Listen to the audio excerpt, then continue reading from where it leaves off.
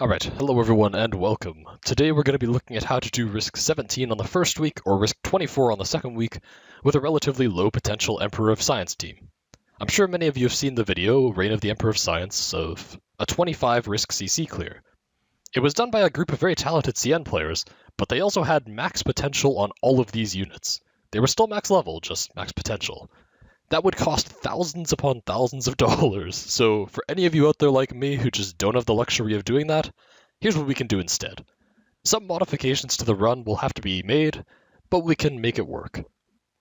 The only potentials that do matter for this first week are that Myrtle is potential 6, and Siege is potential 1, or any combination of potentials between them that saves you 2 cost points. If you don't have that, this won't work. If you have more than 2, it makes it quite a bit easier.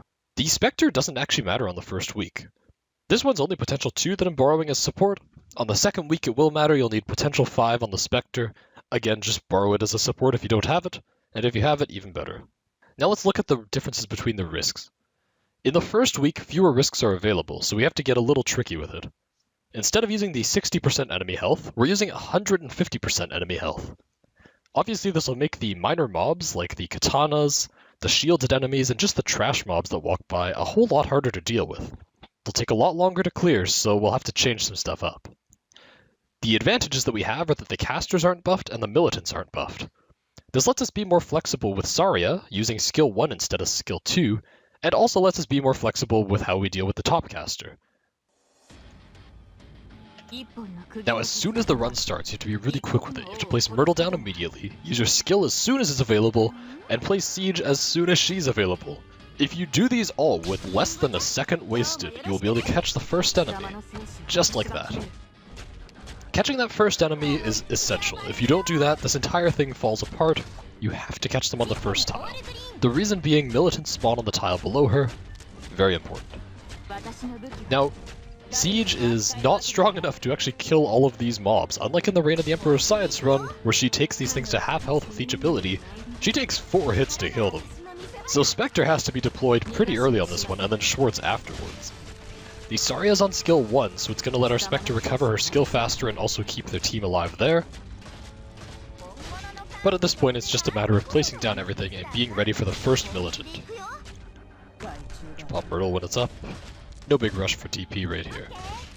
Angelina's ability has to trigger as soon as this first enemy walks into her range. If you do it properly, she'll get 2 hits on each of these enemies. Because those enemies are so tanky, it poses a problem if they're left alive by the time the militant arrives, so you have to be sure to get all the hits possible. Now our first militant is coming up, and this is one of the biggest strategy changes from the main run. As soon as Schwartz fires, we pop her ability. It's got a double tap off that both do the abilities damage thanks to a glitch. And we're not going to use Spectre's ability here. The militants being weaker allows us to do this, which lets us put Silver Ash here and clear the next wave with just Silver Ash and Swords as well. Basically, we're trying to save Spectre's ability wherever possible.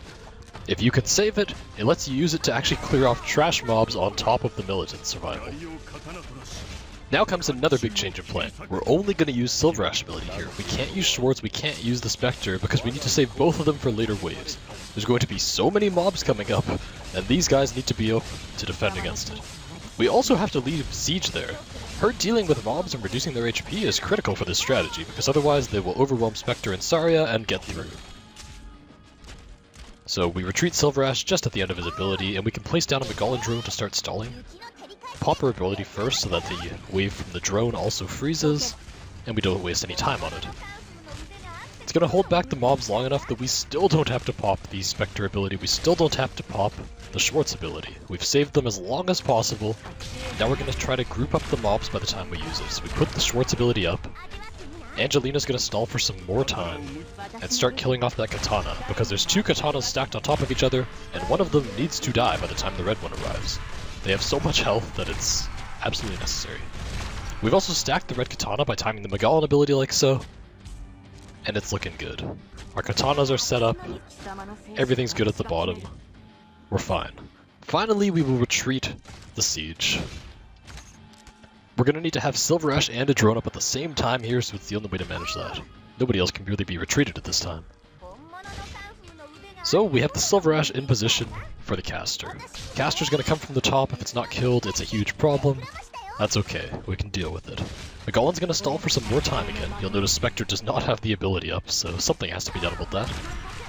Looks like an iffy position because Schwartz doesn't get full DPS on this Militant, but it's okay because it's gonna die in time anyways. And boom. We can put down another Magellan drone, just to stall up the next wave because we won't have the Schwartz ability yet. And we can keep them in place for the Silver Ash ability to start damaging them quite a lot too. Now the top enemies are starting to spawn, so we can actually pop the Spectre ability, pop the Silver Ash, and hope that it kills everything. So Silver Ash is enough to kill the top caster on his own here. We don't actually need to put Myrtle as a sacrifice, which means that we can have a drone down to stall for more time with Magellan ability. Caster goes down, perfect. The Magellan ability does two things here. It stalls at the bottom, but it also helps to arrange the katanas together. If those katanas are separated, they will just destroy Feeder and we lose the run. But by doing this, then you pop the Angelina ability as the Magellan's wearing off, you can stack them pretty nicely. The first one's going to be hit up into the second, and just like that, they're stacked. The bottom dies pretty quickly too. We have Schwartz up, so it's perfectly fine. Spectre's in no risk of dying with the Saria S1. The run is basically won at this point. All that's left is the very time-consuming process of killing those katanas, so let's just speed that up a bit.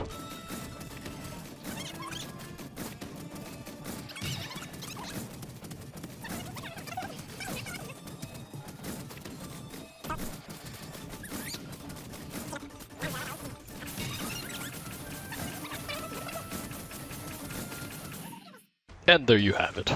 Thank you all so much for watching, and I hope you have a wonderful day.